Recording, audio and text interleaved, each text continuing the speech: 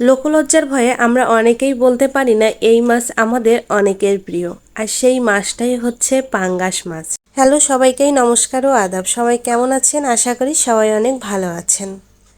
আমার নতুন একটি ভিডিওতে আপনাদের সবাইকেই স্বাগতম জানাচ্ছি। আজ আমি আপনাদের সাথে শেয়ার করব পাঙ্গাস মাছের দো পেঁয়াজি বা পাঙ্গাস মাছের ভুনা, আর খুব সহজভাবে এই রেসিপিটা রান্না করব।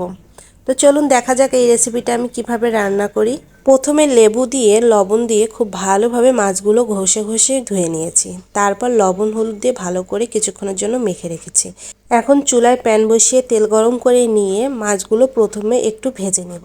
আর মাছগুলো প্রথমে একটু ভেজে নিলে এর যে একটা কাঁচা গন্ধ, সেই গন্ধটা আর থাকে না, আর খেতেও কিন্তু খুব ভালো লাগে। তো মাছগুলো আমি এপিট ওপিট করে আস্তে আস্তে লাল লাল করে ভেজে নেব। কিছুক্ষণ সময় ধরে এই মাছটা ভাজবো।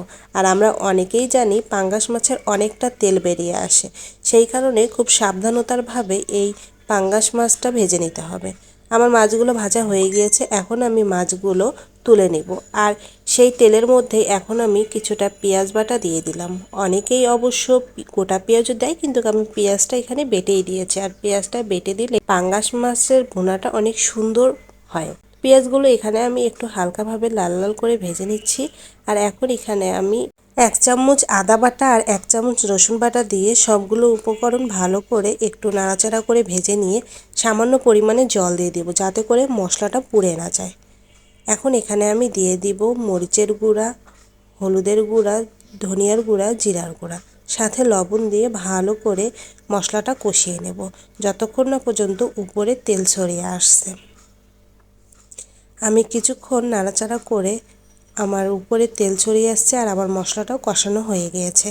এখন আমি ঝোলের জন্য জল দিয়ে দিব। আর এখানে আমি অবশ্যই গরম জল ব্যবহার করেছি, আর সব তরকারিতেই কিন্তু গরম জল ব্যবহার করতে হয়। ঝোলটা একটু টকবগে আসাতেই এখানে যে ভেজে রাখা মাছগুলো ছিল, এই মাছগুলো এখন আমি দিয়ে দিলাম। মাছগুলো দিয়ে একটু ঢাকনা দিয়ে ঢেকে দেবো। 2 থেকে 3 মিনিট পর ঢাকনাটা তুলে দেখবো আমার ঝোলটা অনেকটা কমে এসেছে আর মাছগুলো অনেক সুন্দরভাবে রান্না হয়ে গিয়েছে। আর একটু নাড়াচাড়া করে নিয়ে এখন আমি এই মাছগুলো বাটিতে নামিয়ে পরিবেশন করে নেব।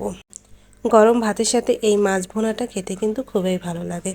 তো আজকে আমার এই ছোট্ট সহজ রেসিপিটা কেমন লাগলো অবশ্যই কমেন্ট করে জানাবেন। তার সাথে যদি ভালো লেগে থাকে শেয়ার করে অন্যদেরকে জানানোর জন্য উৎসাহিত করবেন।